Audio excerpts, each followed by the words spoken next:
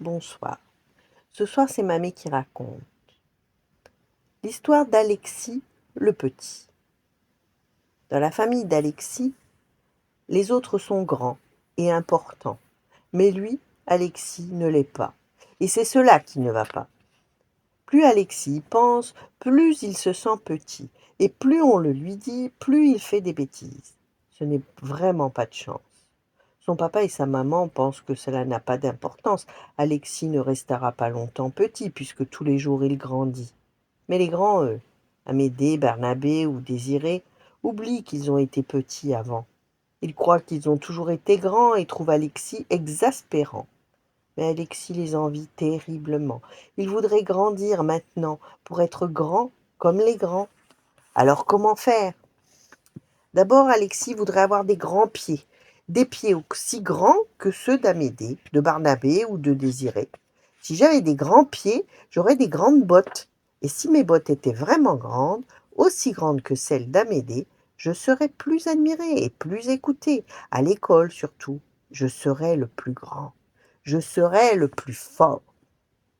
Alors Alexis, sur la pointe des pieds, va seulement essayer les bottes d'Amédée. Il entre dans les bottes d'Amédée avec ses souliers. Puis Alexis prend le temps de bien s'admirer dans la glace, de profil, de face. Si j'avais pour la photo de classe, je serais magnifique. Amédée voudrait-il me les prêter? Alexis, les grandes bottes, marche en avant et en arrière, claque les talons, fait des grands pas.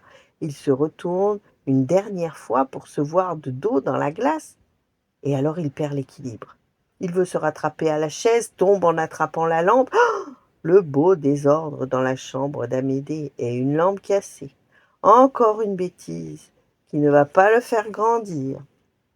Mais il y a peut-être un meilleur moyen. Il paraît, pour paraître grand et important, il faut porter sur son dos, par exemple, un sac absolument énorme. Comme Amédée, Barnabé ou Désiré, celui d'Alexis n'est jamais rempli. Il n'a rien à mettre dedans sauf son goûter. Il y a beaucoup de livres dans la chambre de Barnabé.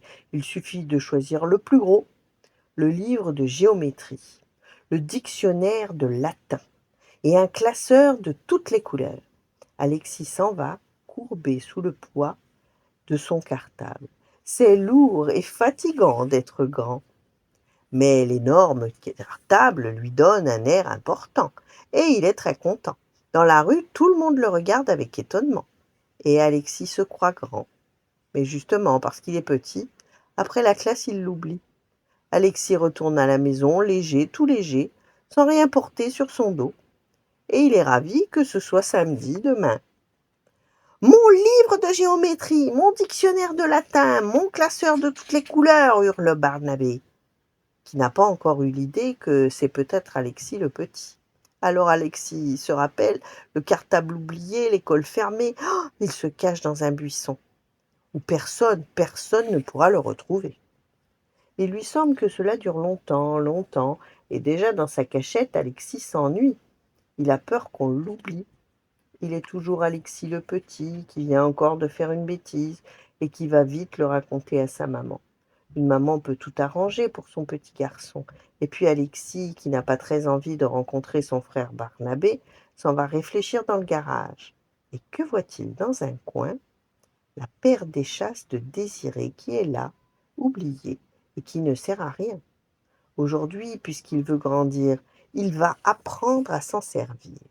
Et voilà Alexis qui réussit à grandir d'un seul coup en s'amusant beaucoup.